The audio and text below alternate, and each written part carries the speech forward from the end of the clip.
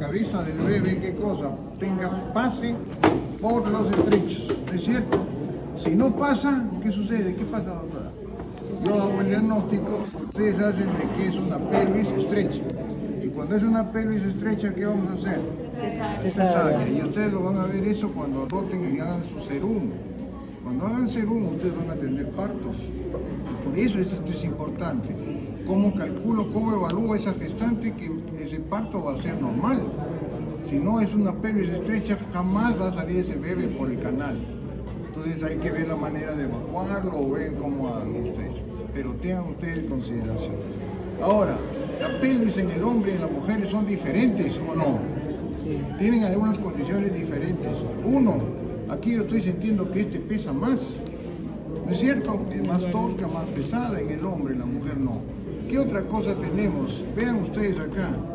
Esto se llama el ángulo subpubiano. ¿Cómo es en la mujer? Es abierto, es cierto. En el hombre, ¿cómo es? Miren, cerrado. ¿Cómo es la escotadura ciática? En el hombre, cerrada. En la mujer, más abierta. Miren, hay diferencias. Otra diferencia, vean ustedes. ¿Qué es esto? Las espinas ilíacas que están adelante y arriba. En el hombre miran hacia adentro, por eso se le dice que son invertidas. En la mujer, ¿cómo está? Invertida. Ah, qué interesante. ¿Qué más?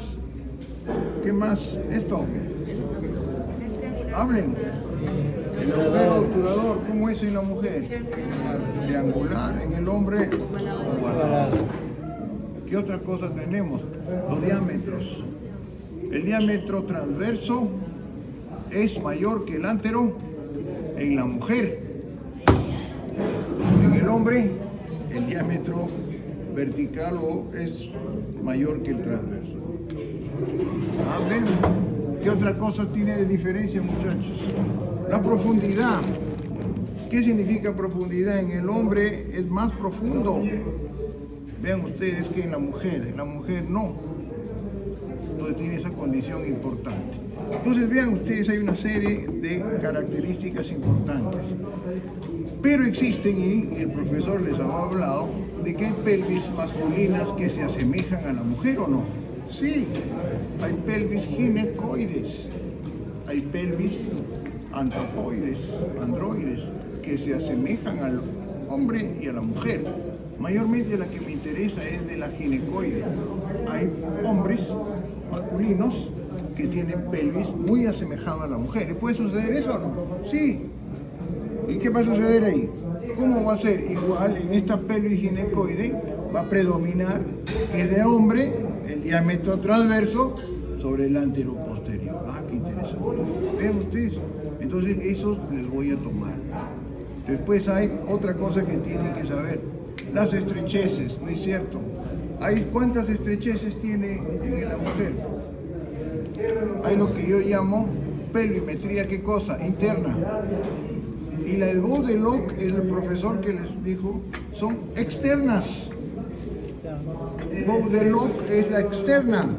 Que yo agarro una gestante que viene con su barriguita, agarro 1 centímetro y calculo desde la última lumbar hasta el pubis. ¿Cuánto debe medir lo mínimo? ¿Cuánto? 20. Eso significa, mira, 20, hay que tener un razonamiento. Eso significa que 20 no va a tener nunca, pues ese es el promedio. ¿Qué tiene que? Imagínate que tenga 35. Le restas a 20. ¿Cuánto sale? ¿Ah? 15. El diámetro que vamos a ver hoy día. Promonto suprapúbico, ¿cuánto es? 11. ¿Cuánto tiene ese? 15. No es estrecho. Venga, así tienen que calcular. Para eso vamos a ver esto. Entonces, eso es pelvimetría externa. Esta pelvimetría interna la hago cuando yo tengo la mano, ¿qué cosa? Un estudio de rayos X. A la madre le tomo una placa radiográfica, la pelvis, y yo agarro y empiezo las medidas que les vamos a decir, empiezo a ver. Ah, qué interesante. A ver, y eso va a existir lo que se llama la perimetría del estrecho superior. El estrecho superior tiene como puntos de reparo esto de acá. ¿Qué es esto? Esto se llama, ¿qué? Hable. ¿Qué cosa es promontorio? ¿Ah? ¿Qué cosa es? No, lumbar no. Es el borde anterior y superior de la primera sacra. Este es sacro, ¿o no? O el lumbar. Este es sacro. Entonces, de aquí calculo los diámetros. ¿Cuáles son, muchachos, los diámetros? Este es uno. ¿Cómo lo llamo? Promonto suprapúbico. Para eso tengo qué cosa. ¿Cómo? Yo les pregunto, ¿cuáles son los puntos de reparo del estrecho superior? Promontorio. Esta articulación, ¿cómo se llama? Sacroiliaca, eminencia arcuata, cresta pectínea y pubis. Y regreso al sitio donde empecé. Miren, a ver, y tengo acá, ya me dijeron, ¿esto cómo se llama? Promonto suprapúbico, así es. También se le conoce como anatómico. ¿Cuánto debe medir? 11. O sea que 11 es lo mínimo. Por eso les di al caso. El Budelog le tomo en la mujer gestante que tenga 35. El resto a 20, que es el promedio, sale 15. ¿Suficiente o no? No es estrecha. Pero ¿qué pasaría si yo le encuentro, a ver, 30? Le mido a la gestante, pubo ¿qué? Lumbar, y mide 30. 30. A ver, los restos, ¿cuánto debe medir el promedio? 20. ¿Cuánto sale? 10. ¿Estrecha o no? Sí. Aquí sí va a ser estrecha, porque aquí tiene que ser 11, es lo mínimo. Si tiene 10, ya no, pues, es estrecha. Ya calculé yo ya. Solamente con tomarle la medida a la gestante. ¿Ya? Entonces tenemos esas características. A ver, ¿y el otro cómo se llama? Promonto retropúbico, muchachos. Este es el más importante. También se llama obstétrico, 10.5. ¿Por qué es importante? ¿Por qué es importante? Porque es el mínimo que tiene que pasar, ¿qué cosa? La cabeza del feto. El estrecho este dice, es lo mínimo que está, si no, no va a pasar. 10.5. Y es el más importante. ¿Está claro, muchachos? Entonces tenemos acá. Luego tengo el otro, ¿cómo se llama? Entonces en el examen, muchachos, agarro una pita y le pongo acá. Vean, acá le han puesto otro, este es para el examen. Pero lo voy a cambiar. Porque le voy a poner una pele que esté rota, pues rota, toda, que no se vea. A ver, promontos, ¿qué es esto? Subpúbico, ¿qué pasa ahí? ¿Cuánto mide eso? 12. ¿Ah? 12. También se le llama ¿cómo? Diagonal. ¿Ah? Diagonal. Así es, diagonal. O sea, tengo 11, 10, 5, 12. Después tengo las medidas que son oblicuas.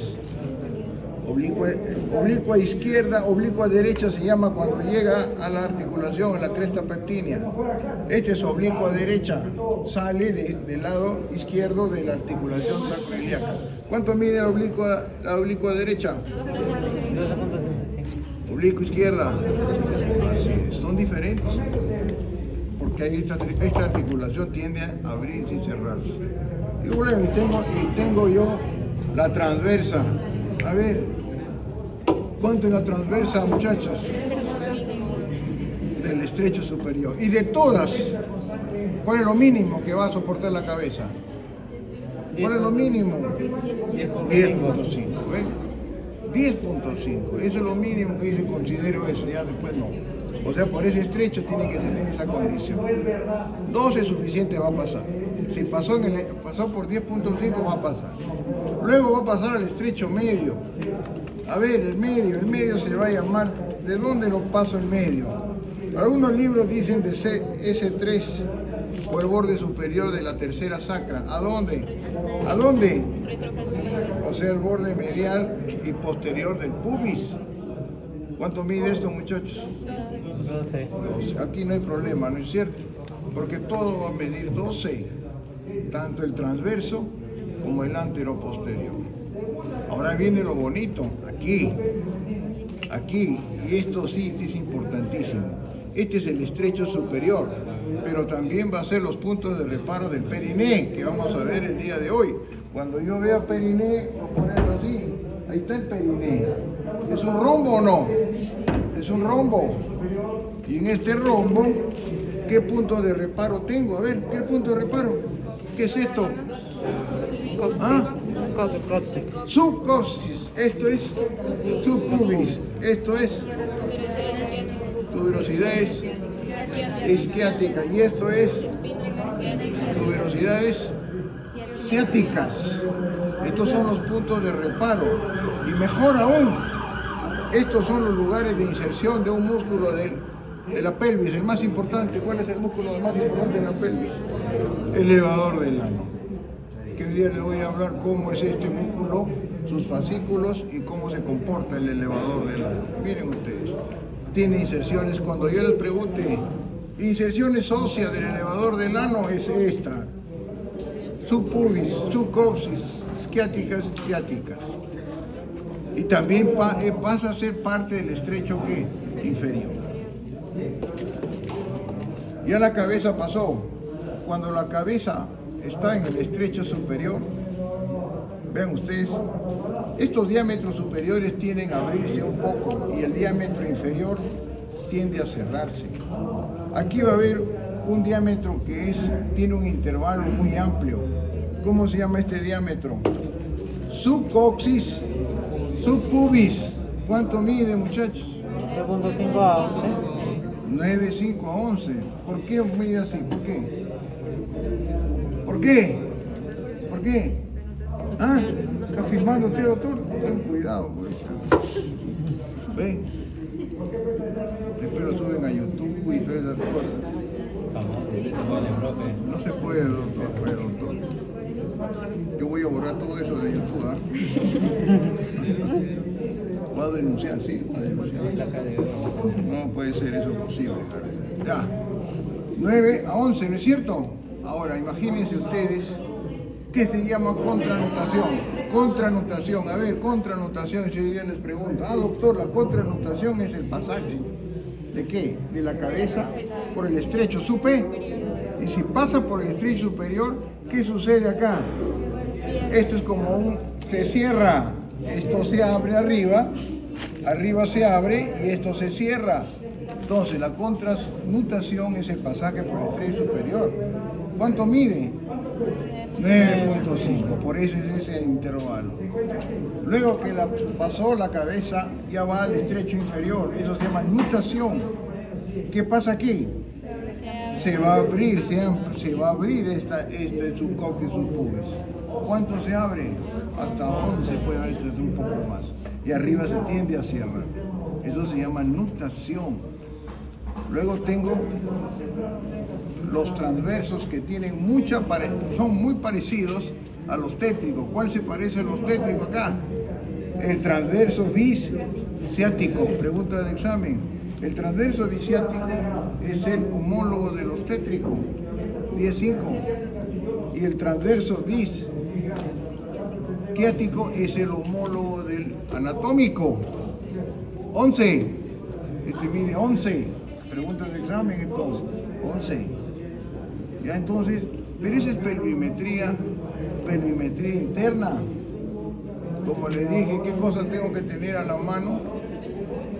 Tendré que tener rayos X. Una posta a veces no tienen rayos X.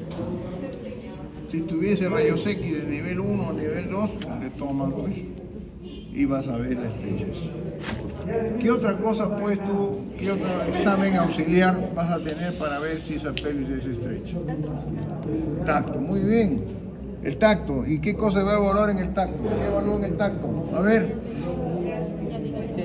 ¿Qué cosa va a suceder en el tacto? ¿Qué tengo que hacer? Ya, es estrecha. No es estrecha. Si se toca el promontorio, si se llega a tocar el promontorio, si yo agarro, hago tacto y mi dedo toca ¿qué? El promontorio, es estrecha. Es una pelvis muy estrecha, no debe tocar el promontorio. ¿Está claro? Entonces es una de las características que tienen que tener acá. Qué interesante. Entonces esa es otra parte de lo que son las pelvimetrías indirectas. Otra indirecta, a ver, que lo he hecho en mis copias. A ver, el rombo de Michaelis. ¿Lo han visto o no? El rombo de Michaelis. ¿Lo han leído? Acá. El rombo de Michaelis lo estudian los jurados de belleza también. Cuando no pasa la... está en, ¿cómo se llama? En bikini. Ven ahí el tipo de pelvis que es. ¿Cómo calculan eso? El rombo va a estar dado primero por el promonto hacia arriba, la última sacra. De ahí traza una línea que vaya a las espinas ilíacas póstero-superiores. Póstero-superiores. Miren, póstero-superiores. Y abajo, el pliegue interglúteo. Y el pliegue interglúteo. ¿Qué tiene que tener para que sea una pelvis compatible? Que los 4 lados sean iguales.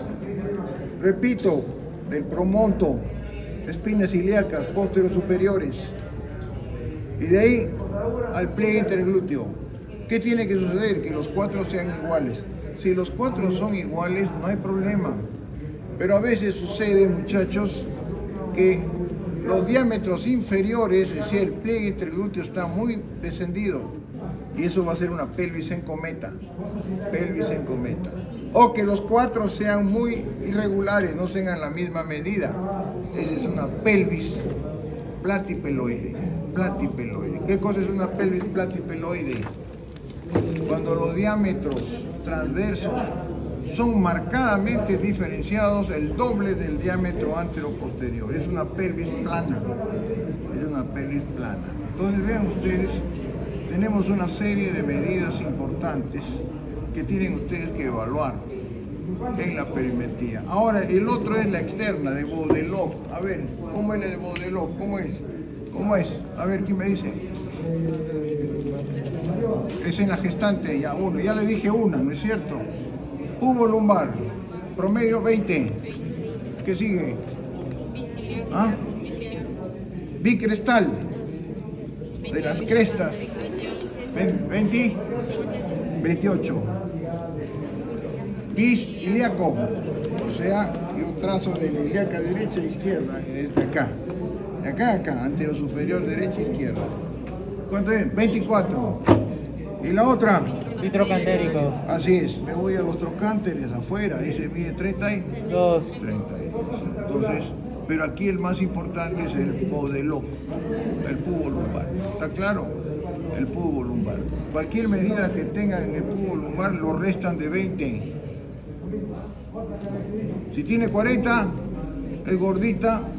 ¿Cuánto es? 40, 20. ¿Y 20 es mayor que 11 del anatómico? Sí. ¿Cuál sería el menor si yo encuentro una flaquita gestando? Póngale 31. A ver, 31 tiene. Menos 20. 11 con lo mínimo. O sea, si yo tiene, ¿cuál sería el mínimo? 30. 30 centímetros, que yo encuentro una gestante delgada que va desde el pubo, ¿a dónde? A la última lumbar. 30, le resto a 20, saldría 10. No es compatible, ya con 10 ya es estrecho. Entonces ya tengo, yo hago mi tablita con 20, ya por encima de 20 no hay problema.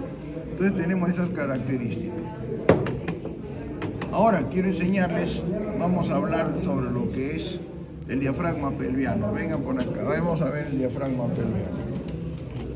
Cuando uno habla del diafragma pelviano, vean qué bonito, acá está, vean, esta es la vejiga, acá está la uretra masculina, miren la uretra masculina. El diafragma pelviano principal, muchachos, está constituido por una serie de elementos. Pásame por favor esto de acá. Este es otro corte muy bonito, vean ustedes. Miren qué bonito este corte. Aquí van a ver qué cosa es esto. Vejiga, recto, la arteria ilíaca. Quiero que vean acá todos. Esta es la ilíaca interna o hipogástrica, que les voy a enseñar algunas ramas colaterales que tiene, ¿ya? O sea, el territorio de la ilíaca interna o hipogástrica es propio de la pelvis, no hay otra que vaya a irrigar. ¿Está claro? Ahora, ¿cómo está constituido el diafragma pelviano principal? Hacia adelante, tengo este músculo que está aquí, el obtura. Miren, ahí está el obturador, miren qué bonito. Este es el obturador interno. Tóquenlo, tóquenlo. Obturador interno, miren. Obturador interno. Ahí está ingresando, vean ustedes, el van obturatriz. Miren, el van obturatriz. ¿Qué es esto? Pinte rojo, la arteria obturatriz. Rojo, color, color, color, doctora. ¿No tienen colores? ¿Nadie? Uy, ya se pasaron. No. Me voy a otra mesa. Vámonos a las 5. No, también el músculo obturador. No hay colores, nadie tiene colores. Sí, aquí me equivoqué. Ya, miren. La arteria obturatriz. Miren acá. Ingresando al agujero obturador. Esta arteria sale del tronco anterior de la ilíaca interno hipogástrica. Si saliera de la ilíaca externa, miren muchachos acá, quiero que vean esto. Esto de acá es las dos ilíacas, ¿es cierto o no? Miren, las dos ilíacas. La ilíaca externa, que ya ustedes la conocen, atraviesa el ligamento iliopubiano y continúa como arteria femoral, el miembro inferior. Este es la ilíaca interna. La ilíaca interna en su trayecto va a dar dos troncos. Un tronco anterior, copien ahí, vamos a ver, un tronco anterior que va a dar las siguientes ramas. La obturatriz que estoy enseñándole a ustedes acá. Esta es la obturatriz que se introduce en el agujero obturador. 2. La umbilical o umbilico vesical, la más gruesa de todas. La más gruesa de todas, que es esta de acá, que va por el polo superior de la vejiga. Ahora les voy a enseñar. 3. La rectal media o hemorroidal media, que va al recto. 4. Las genitales, pero van a ser diferentes en el hombre y en la mujer. En el hombre, pongan, hombre, va a dar dos troncos importantes. La vésico-prostática, pongan abajo, vesículo diferencial. Vésico-prostática, abajo, vesículo diferencial. La vésico-prostática, 2 puntos pongan, va a dar la vesical inferior y arteria prostática. Y la vesículo diferencial va a dar la arteria para la vesícula seminal, vean ustedes, y la arteria diferencial. Todo eso lo vamos a ver. Tronco anterior, ¿y qué son sus ramas finales? Va a dar 2 ramas finales. La glútea inferior o isquiática y la pudenda, que me interesa sobremanera. La pudenda es el territorio. Esta arteria, ¿cómo se llama entonces, muchachos? Obturatriz. ¿De dónde nace, muchachos? De la ilíaca interna. ¿De qué tronco? Al anterior. Pero si esta arteria saliera de la ilíaca externa, se va a llamar corona mortis. Pregunta de examen.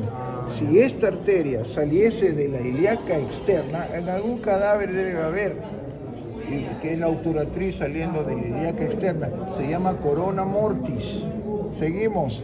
Aquí tengo, muchachos, vean ustedes, el nervio obturador. Ahí está para el examen. Por eso quería pintarlo. Saca tu color amarillo. Mesa 4, ¿qué pasa? ¿O 3?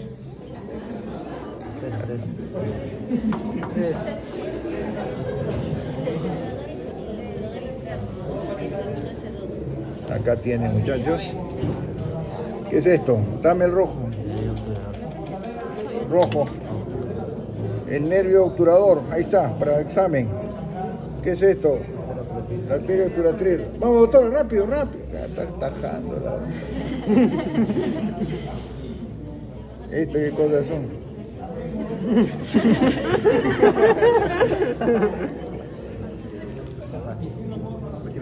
Artesco, la última clase con Artesco. Dame el azul. Y esta es la vena obturatriz, ¿ves? Vena obturatriz. Azul.